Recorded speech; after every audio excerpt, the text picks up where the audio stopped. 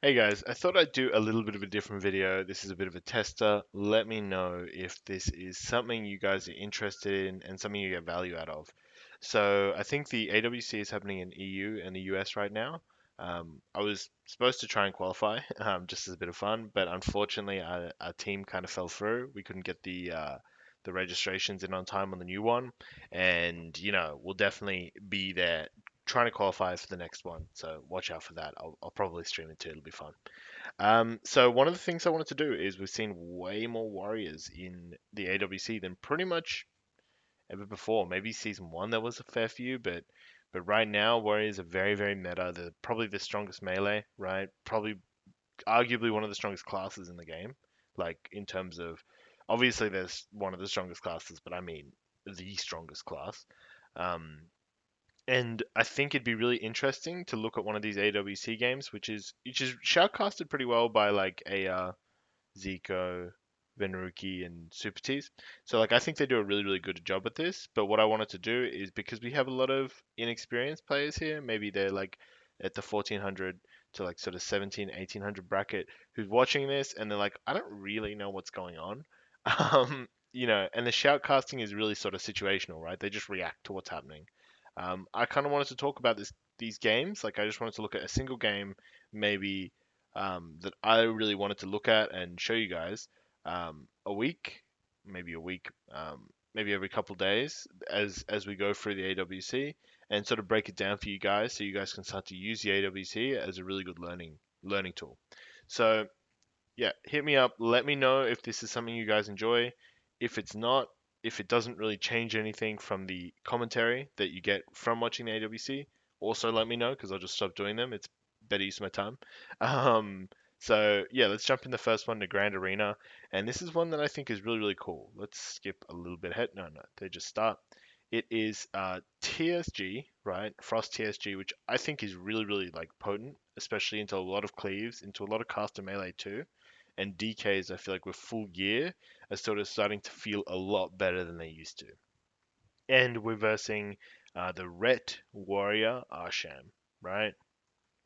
So Ret Warrior Arsham, very popular comp 2. Interesting because they're the Arsham most of the time in ladder. You have the Disc Priest, and we're watching from, I think, originally this perspective. So this is typically what happens in a cleave versus cleave, right? You both run out to the middle and you're hitting each other, right? But what you can see that Kara and Nerd Rage are doing, right? They're insane players. They're already splitting. That's why, like, if you look at a lot of bad teams, both the Warrior and the Ret against DKs will run in like this sort of like point. They'll be stacked on top of each other, and they know that if they do that against Zepai and Blizzo, they will get decimated, right? They'll get gripped in, and then all three of them will get gripped in because they'll pull Tana in. If you look at Tana here, he's so far away from the team. He's like, I think the grip range is like 40 yards. He's probably at the max distance and his line of sight, so he can't get gripped in easily, right? The main point here is easily. Obviously, eventually they can grip you in because they might pull one of your team in and you have to come in and then blah blah blah. But when you watch these types of games and people say like, you know, like all these setups, they have to cost something, right? It's either Blizzo or and Zpie's positioning, or it's like it's not free. You can't just like take it. You have to give something to get it. And in this instance, it'd probably be Zpie's positioning, pulling really, really deep, and pulling Asgraf out, right? But this is probably going to be very. I think it was mana, which was the biggest issue here. So Kara and Nerd Rage do a go on I think Asgrath, right? And Asgrath pops his big wings and Divine Fave, which is probably a good trade into Avatar and wings, right? If he can just trade this with this, they're doing really really well. If he has to trade even more, then it starts to get dicey, right? So this is when Kara and Nerd Rage are doing a go. They're doing their Bladestorm go of wings up. They're really chipping away, and like this is one thing that separates insane players from just sort of like I guess the gladiator range players. During this go, they're like Blizzo and Zepai set up a go, right? So they bring in I think they get Kara and Nerd Rage in this big. I forgot what it's called. I have this on my DK. I never play my DK, but the frost thingy, um, Sindragosa's breath or something, and they stun them all in this line, right? And Tana's right in the middle of it as well. But to be honest, Tana's pretty safe here because if they focus the Arsham while there's a DK and Warrior on them, they're in a lot of trouble, right? The Avatar comes out from Blizzo, and then they almost do this go to sort of peel Asgrath, right? And because of that, Asgrath really only trades his what's it called? His wings for Kara's wings, which is usually a perfect trade because Ret wings, Holy Pally wings is fine. Hodge doesn't matter. The shield, like the wall, which is already back up, and he still has his trinket, bubble, two bobs, and a sack. And Blizzo's just use rally. I don't know if this is a 1 minute or not, if that updates properly. So they trying to go for Tana. Tana's kind of had to overextend, right? Because his team pulled in. They get this fear here on Asgrath, and Asgrath is pulling into the other pillar. So what you'll see really top tier healers do in cleaves is they'll come with their DPS if they need to, and just help out so they can get peeled easier. Zeepai is throwing these chains of ice constantly, right? Which means that these hands of freedom from Kara are being pretty much put on cooldown because there's so many chains of ice. And what you see here is something interesting. Sorry, I unopened that. Zeepai is just sticking on Tana and waiting for Blizzo to connect, and then he grips in another person. They get this triple here, they get the sleet, and what you see is they're pumping Nerd Rage now, right? They're all kind of dying at the same time, but they're just hitting who they can hit. So Blizzo's kind of like hitting Tana, and then if he gets slowed, he hits Nerd Rage, right? Really, really important point. Blizzo goes B stance here. Asgraf gets Hodge, so this is sort of the start of Oldness Strikes is go, right? Blizzo has no parry, he's got no rally, he has no trinket, and he just went B stance. So I don't think he can go back to D stance for a couple seconds. So they throw out the Hodge. And they do the go on Asgraf, but Blizzo's taking a lot of damage in this as well, right? They Hodge Blizzo, they force him back into D stance, and Asgraf has to use the sack on Blizzo and wings, right? Which is a pretty good trade for not many buttons from Oldness Strikes, right? They just Hodge and they still didn't use wings. I think they just used a wall break. Well, they didn't even use wall breaker. They just kind of got that for free based on the positioning. Zeepai is still on top of Tana. And like one thing to do if you're cleaving, right? If you're cleave versus cleave, if you can get on a healer, and the two melee or the two cleavers are on you, if your healer can keep up with that and you can kind of play really smart positionally, it means that you guys are usually cleaving three targets, whereas they're only cleaving two targets because they're only on you. It kind of changes if they're also a Frost DK, right? But it's still a really good habit. It's kind of what you do in twos as well, right? If you notice, if you're pumping a healer, the melee DPS will come and try and peel you and start to hit you, right? Which means you get to do sweeping strikes and cleave all of them down. So this is fine here. They're kind of pumping away at him. They're all in the middle here. And you can see Asgraf just Crusader striking as much as possible to get that holy power back up. And he gets a wings proc, I think, or I can't tell if that's a wings proc or real wings.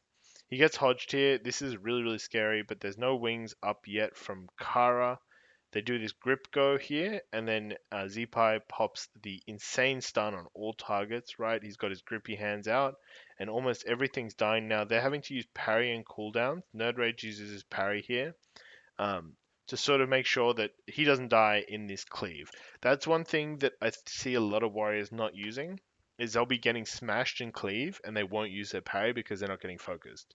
But honestly, if you're at 80% and you see a DK and a warrior you know, get a spear, blade storm, a chill streak go on you, and your healer's in there with you. If you somehow maybe avoid the sleet, if you parry that, you will make your team's life so much easier because he only has to deal with him and another person, which is generally easier to deal with. So Asgraf is doing a lot worse in mana. I think he's having to use way more mana than Tana, who can kind of just like run away in Riptide. The fear comes out here and they're hitting Kara, because Kara has wings, right? Asgraf gets his bubble procced, right? And if you see that, a little thing that, at the higher rating people do way more often, Blizzo disarms Nerd Rage's Shattering Throw on Asgraf, so Asgraf gets that full bubble, right? Really insane play to hold that there. I'm not sure if you hold it or it was luck, but still good to do that. If you have a Paladin, you play with Paladins a lot, you should be looking at how you're going to be able to stop bubble for your team. Blizzo's getting focused here. He has parry, so he should be okay, generally, right? He's just pumping away. He's a gnome too. Gnome rep. Awesome. And they jump onto Tana, right? Tana drops the Earth Grab. He gets Earth Shield on himself. He's kind of preparing for this go, but at the end of the day, the Frost TSG goes are like sickening. They do so much damage. This isn't even Bladestorm yet. There's the Bladestorm that comes out, and they are kind of chipping away at everyone at 50%. And as time goes on, it's getting harder and harder to deal with. The blind comes out after that, right? And Kara and Nerd Rage are still doing a really, really good job of peeling this. The stun comes out here, and Tana's insane, right? For being able to heal like the two best melee DPS, probably. Like some of the best melee DPS in terms of plate. Z-Pi is also good at enhancement, pretty much everything in the game. Being able to just heal this like normally. Like nothing's there. The AMZ comes out, right? And we get the grip in. He's just making sure these hexes don't come out, because if those hexes come out, there's so much trouble. So there's no dispel for hex. That's probably the setup they need as Nerd Rage. Sorry, as Oldness Strike. So yeah, it's really good. They're sort of hitting Blizzo. They're hitting anyone they can, and Asgraf is sort of still tanking it. So he's having to use a lot of mana to survive this. The Hodge comes down on him, so Kara gets instantly gripped on a Shield of Vengeance, and they do a go here, right?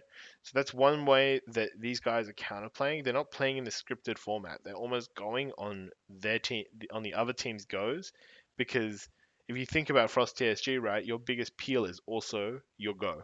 So going on their go really messes them up and kind of desyncs a lot of their CDs, and they have to play very defensively and differently during this.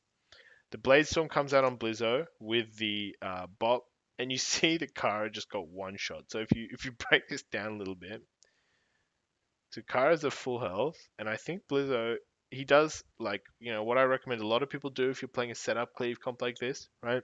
I think I've talked about this on a couple of videos before. What you should try and do is you get your spear, and he's like jumping out a little bit, so he's probably not in disarm range yet. Because I think I can't tell. There's no way to track disarm here, which is really annoying. They should add that. Um, he gets bopped, so he can't get disarmed and stunned, and he's got sharpen and sweeping and avatar and his mastery buff and his blade storming. And Kara's health is probably around 15, 20k. You get one mortal strike, which probably hits him for 8k, and then you can see this other mortal strike that comes out, which hits him probably for like you can see that there. Probably finishes him off there. So really, really interesting game here. Just like the fact that it looked like they were losing so hard, but then they turned it around. I do think Frost TSG is probably weaker than Red Warrior Arsham, but if you can play it well, you can use your peels like that and your defensives. Then obviously it's anyone's game there. So that concludes this first video. If you'd like me to cover more games, and this is something that you really got a lot out of or you enjoyed, and it made it more fun to watch the AWC and get into this stuff, because I think WoW esports is so like neutered. Like I don't know if that's the right word for it, but it's so cocked that like it it's exciting, and you want to support these guys who are playing, right? Because Blizzard really drops the ball for arena esports, even though it's interesting. I think one of the hardest issues to get AWC and arena generally more popular among a lot of people is the fact that the game is so complex at this stage. There's so many different abilities. The permutation of different classes versus different classes gets so confusing and difficult. And there's a lot of plays here that, in League of Legends, when you hit a skill shot or, you make some crazy play with Flash or something, everyone can see that, but no one's taking note of Blizzo disarming Nerd Razor Shattering Throw unless you're a warrior main who's watching out for that. So hopefully this was useful. Let me know. Uh, if you are interested in the Twitch, or watching some of my games live, or asking me any questions, join the Discord, follow the Twitch. Um, please, if you have the funds, or you have the freedom to, please consider subscribing to the YouTube and the Twitch. Really, really supports the channel, and helps me make more of these, and helps me put more time into these as well, and improve the quality of them. We will be getting a microphone soon. Had some support. If some people have asked how to support, the best way is through the Twitch subs.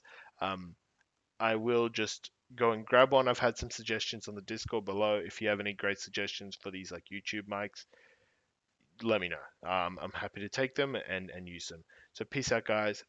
Thanks a lot for that.